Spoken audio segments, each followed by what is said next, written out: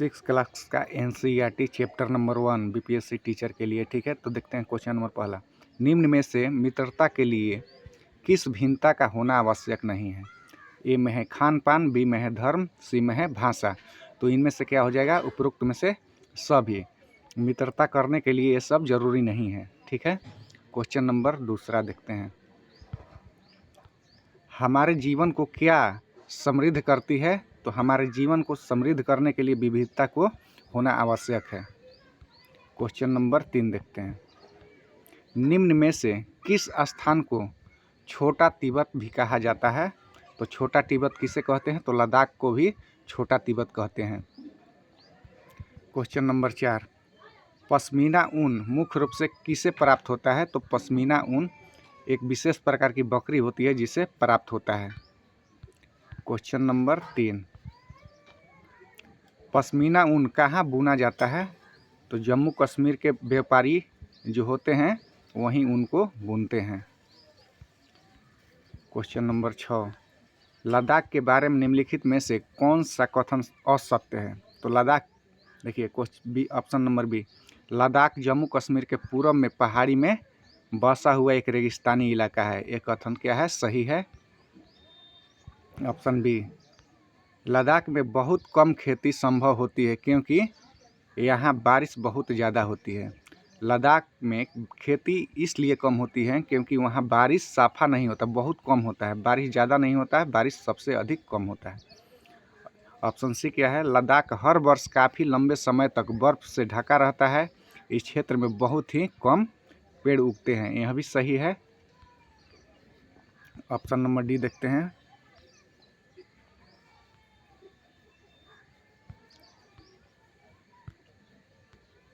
पीने के पानी के लिए लोग गर्मी के महीनों में पिघलने वाली बर्फ़ पर निर्भर रहते हैं। ये भी कथन क्या है? तो सही है। अब देखते हैं क्वेश्चन नंबर 6। किस देश का ग्रंथ केसर सागा लद्दाख में काफ़ी प्रचलित है? तो केसर सागा तिब्बत में प्रचलित है। यह ग्रंथ क्या है? तो मुस्लिम और बौद्धों के लिए सबसे अधिक प्रचलित है। क्वेश्चन नंबर 7 देखते हैं। काली मिर्च और लौंग, इलायची आदि मसाले के कारण निम्नलिखित में से कौन से क्षेत्र व्यापारी के लिए बहुत ही आकर्षण का केंद्र है? तो काली मिर्च केरल के लिए व्यापारियों के लिए प्रसिद्ध है। Question number 8। भारत में ईसाई धर्म लाने का श्रेय किसे माना जाता है? तो ईसाई धर्म लाने का श्रेय किसे माना जाता है? संत थॉमस को माना जाता है ईसाई धर्म भारत में लाने का श्रेय। अब क्वेश्चन नंबर 9 देखते हैं। केरल में मछली पकड़ने के लिए जो जाल इस्तेमाल किए जाते हैं वो चीनी जालों से हूबहू मिलते हैं। उसे किस नाम से जाना जाता है? तो उसे क्या कहते हैं? तो चीना वाला कहते हैं। चीना वाला कहते हैं। Question number 10।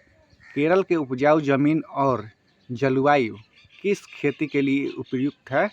तो केरल के जो जलवायु है और वहाँ का जो ज़मीन है चावल के लिए प्रसिद्ध है। Question number 11। पुस्तक भारत की खोज किसने लिखा? भारत का खोज किसने लिखा, यानी डिस्कवरी ऑफ इंडिया किसने लिखा? तो जवाहरलाल नेहरू ने लिखा था। एक कक्षा 6 का एनसीईआरटी है। Question number 12। निम्नलिखित में से किसे भारत की विविधता का वर्णन करते हुए अनेकता में एकता का विचार दिया है? तो जवाहरलाल नेहरू ने दिया है अनेकता में एकता का विचार। डिस्कवरी ऑफ इंडिया से में लिखे हैं। Question number 13। रविंद्रनाथ टैगोर द्वारा रचित हमारा भारतीय एकता का ही एक अभिव्यक्ति है। तो रविंद्रनाथ टैगोर द्वारा रचित क्या है? तो राष्ट्रगान है। Question number 15। संसार में कुल कितने धर्म हैं? तो संसार में कुल कितने धर्म है? तो 8 धर्म है। संसार में कुल कितने धर्म है? 8 धर्म है, जो कि भारत में सभी धर्म के लोग पाए जाते हैं। Question number 16। जब हम किसी के बारे में पहले से कोई अवधारणा बना लेते हैं तो उसे हम क्या कहते हैं? तो उसे पूर्व ग्रह कहते हैं। किसी के बारे में हम पहले से ही सोच लेते हैं कि वो व्यक्ति गलत है, उसे हम क्या कहते हैं? पूर्वाग्रह कहते हैं। Question number 17। जब हम सभी लोगों को एक ही छवि में बांध देते हैं या उसके बारे में पक्की धारणा बना लेते हैं, उसे हम क्या कहते हैं? तो रूढ़िवादी धारणा कहते हैं। रूढ़िवादी धारणा करते हैं कि वो व्यक्ति के बारे में हम लोग कुछ भी अवधारणा बना लेते हैं, तो उसे क्या कहते हैं? रूढ़िवादी धारणा। क्वेश्चन नंबर 18, भेदभाव तब होता है जब धारणाओं के आधार पर यानी क्या होता है? तब पूर्वग्रह रूढ़िवादी यानी दोनों हो जाता है। क्वेश्चन नंबर 19, नीचे कही जाने वाली जाति के लोग अपनी पहचान के रूप में किस शब्द का इस्तेमाल करते हैं?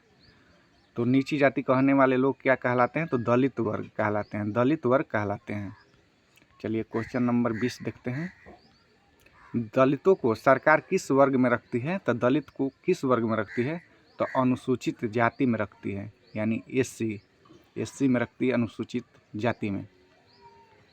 क्वेश्चन नंबर 21, किस महापुरुष का कथन है कि न्याय तभी हो सकता है जब सब लोग के साथ बराबरी का व्यवहार हो? यह किसका कथन है? तो डॉक्टर अंबेडकर का कथन है। न्याय तभी संभव हो सकता है जब सब लोगों के साथ बराबरी का व्यवहार हो, डॉक्टर अंबेडकर का कथन है। चलिए क्वेश्चन नंबर 22 देखते हैं। किनका जन्म महार जाति में हुआ था? तो महार जाति से क्या संबंध रखते हैं? तो कौन? डॉक्टर अंबेडकर। महार जाति सबसे नीची जाति कहलाती थी।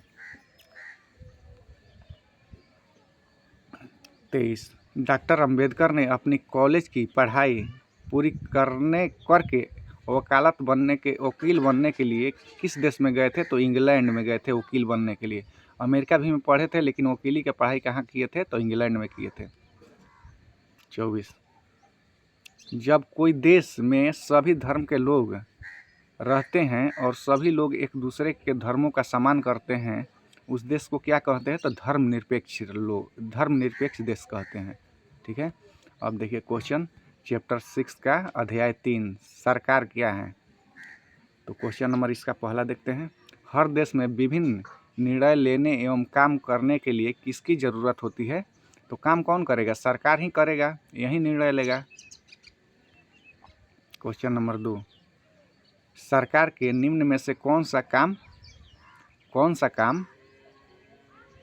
है? तो सरकार का कौन सा काम है? तो सड़क और स्कूल कहाँ बनाना है, यह सरकार ही निर्णय लेगा। किसी वस्तु के बहुत महंगी हो जाने पर उस चीज़ का दाम कम कैसे घटाएं, यह भी सरकार का निर्णय है। सरकार गरीबों के मदद करने के लिए कई कार्यक्रम चलाती है, यह सरकार ही करता है। उपरोक्त में से सभी हो जाएगा, यानी तीनों कथन सही है। देखिए क्वेश्चन नंबर 3, निम्नलिखित में से किसका जिम्मेवारी देश के सीमा को सुरक्षा प्रदान करना है? तो किसका है? तो ये भी कौन करेगा? देश का सरकार ही करेगा। सरकार ही देश के सीमा के सुरक्षा का जिम्मेवारी उठाता है। तो यहाँ से क्वेश्चन हुआ समाप्त। कल से हम लोग चैप्टर 4 देखेंगे, अर्थव्यवस्था का चैप्टर नंबर 4 कल देखेंगे। वीडियो अच्छा लगे तो सब्सक्राइब ज़रूर कर लें।